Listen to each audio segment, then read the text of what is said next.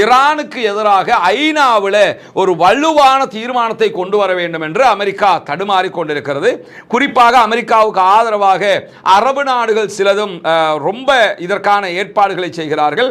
பஹ்ரைனுடைய தீர்மானத்தில் ஹொர்முஸை தரங்க, ஹொர்முஸில் தொடர்ந்து அநியாயம் பண்ணிக்கிட்டு இருக்குது ஈரான் என்கிற விதமான தீர்மானத்தை கொண்டு வந்திருக்கிறீர்கள். இது நியாயம் அல்ல. நீங்க நியாயத்தின் பக்கம் நின்னீங்கன்னா நாங்களும் தீர்மானத்தை ஆதரிக்க போறோம். இரவு நேரத்தில் கைப்பற்றிய ஈரானுடைய IRGC படைப்பிரிவினர் கப்பலை உடனடியாக எடுத்துக்கொண்டு ஈரானுடைய கடல் எல்லைக்கு கொண்டு வந்திருக்கிறார்கள் என்கிற செய்திகள் வெளியாகி இருக்கிறது.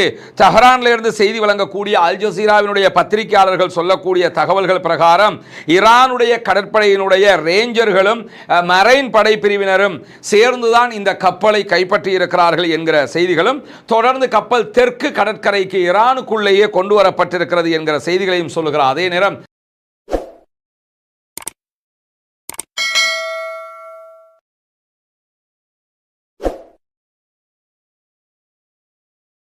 அன்பிற்கினிய சகோதர சகோதரிகளே, நம் அனைவர் மீதும் ஏக இறைவனுடைய அமைதியும் கருணையும் உண்டாகட்டுமாக என்கிற உயரிய பிரார்த்தனைகளோடு தொடர்ச்சியாக மத்திய கிழக்கிலே பதட்டங்கள் அதிகரித்த நிலையிலே இருப்பதை நம்ம பார்க்க முடியும். அமெரிக்க ஈரானிய தரப்புக்கு இடையிலான பேச்சுவார்த்தைகள் முடிவே இல்லாத நிலை தோற்றமளித்துக் கொண்டே இருக்கிறது.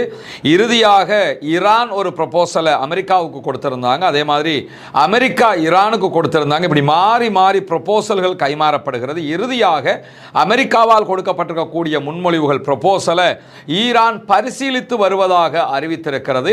அது தொடர்பான பதில்களையும் விரைவில் நாங்கள் கொடுப்போம் என்கிற செய்திகளையும் சொல்லியிருக்கிறார்கள். இதே நேரத்தில் அமெரிக்க அதிபர் டொனால்ட் ட்ரம்ப் ஈரானுடனான கதையாடல்கள் சிறப்பாக முன்னகர்ந்து கொண்டிருக்கின்றன, ஆனால் விரைவிலேயே ஈரான் கையெழுத்திடுவது நல்லது என்கிற விதமான பேச்சுக்களை எல்லாம் பேசியிருக்கிறார்.